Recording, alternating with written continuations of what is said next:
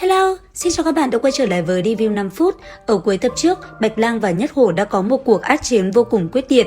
Tuy nhiên, vì chịu ảnh hưởng của kỳ kinh nên sức mạnh ám hồn của Nhất Hổ đã bị hạn chế. Chính vì vậy, gã đã mượn máu của Sơn Yêu để dụ dỗ Nhuyễn Trùng Yêu tấn công Bạch Lang và Tiểu Vũ.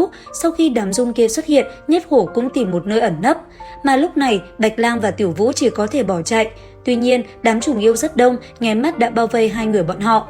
Đối phó với mớ phiền phức này, Bạch Lang chỉ có thể tung ra quyền cước đánh lùi chúng mà thôi. Còn Tiểu Vũ, nàng vô cùng khiếp sợ từ lúc nhúc này.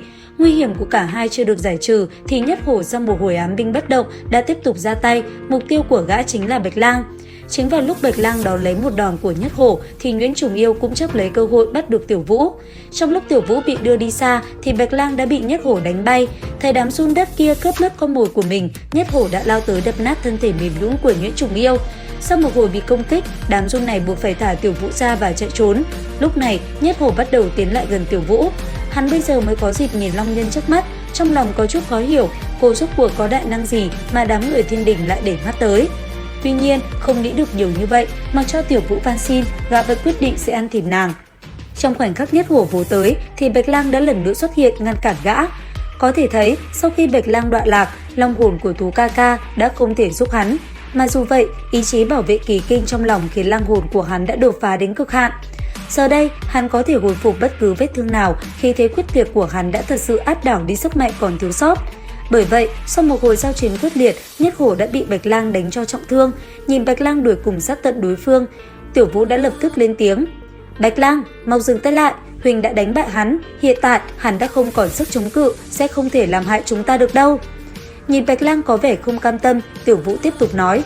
Đừng ăn thịt hắn, Huỳnh muốn tiếp tục bảo vệ ta thì cần phải làm một ám hồn lương thiện.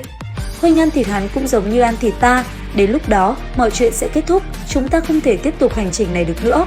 Nghe vậy, Bạch Lang bỗng dừng động tác mà ở bên dưới Nhất Hổ dù đang bị thương nhưng vẫn lớn tiếng cười. Ám hồn lương thiện ư, tức cười quá đi à, đây là lần đầu ta nghe được. Tuy ta không cam tâm nhưng luật rừng là thế, đánh nhau thua thì sẽ trở thành con mồi cho đối phương. Sau một phút chần chừ, Bạch Lang đã quyết định dừng tay lại, hắn tự nói với chính mình. Đúng vậy, ta không nên ăn thịt hắn. Tiểu Vũ, ta bất chợt có ý định muốn ăn thịt, nhưng may có muội nhắc nhở, hắn cũng có cha mẹ sinh ra, ta không nên đối xử với hắn như thế. Rốt cuộc thì Tiểu Vũ cũng thở phào nhẹ nhõm, còn bên cạnh Nhất Hổ được tha mạng, nhưng gã lại thấy hành động của hai người quả thật mất não. Trước khi hoàn toàn mất đi ý thức, Tiểu Vũ đã đến trước mặt Nhất Hổ, nàng mượn dao của Bạch Lang khẽ khứa vào tay mình, sau đó nhỏ một giọt máu vào miệng con hổ kia. Thấy nàng muốn cứu sống đối phương, Bạch Lang vô cùng thất kinh. Tuy nhiên, Tiểu Vũ lại giải thích rằng, ta cảm thấy không nên để hắn bỏ mạng như thế. Tiểu Bạch Lang, huynh, muội và hắn đều đã kết duyên phận từ rất lâu về trước.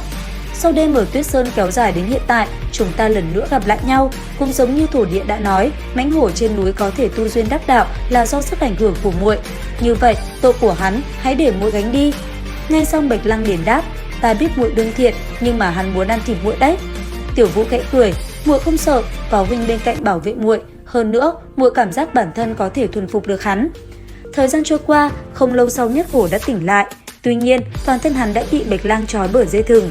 Trong lúc gã còn đang hoang mang, không hiểu chuyện gì xảy ra, thì Tiểu Vũ đã đi tới trước mặt gã lên tiếng. Sao hả? Mất đi sống lại là cảm giác như thế nào? Nhất Hổ hung hăng đáp, các ngươi muốn làm gì hả? Tại sao lại cứu ta? Lúc này, Tiểu Vũ trở nên nghiêm túc nói, ta cho ngươi một cơ hội làm lại, ngươi cùng Bạch Lang sẽ bảo vệ ta đến Tây Thiên Cực Lạc. Nhất Hổ có chút khó chịu bởi vì ngay lúc này đây, hắn cảm nhận được trên người nữ long nhân này có cảm giác rất giống với mẹ hắn. Tuy không biết phải hình dung như nào, nhưng cô gái này thật sự đem lại cho hắn cảm giác vô cùng đặc biệt. Liệu rằng Nhất Hổ có chịu thần phục không? Tất cả sẽ có trong nội dung tập tiếp theo nha. Video đến đây là hết. Xin chào và hẹn gặp lại!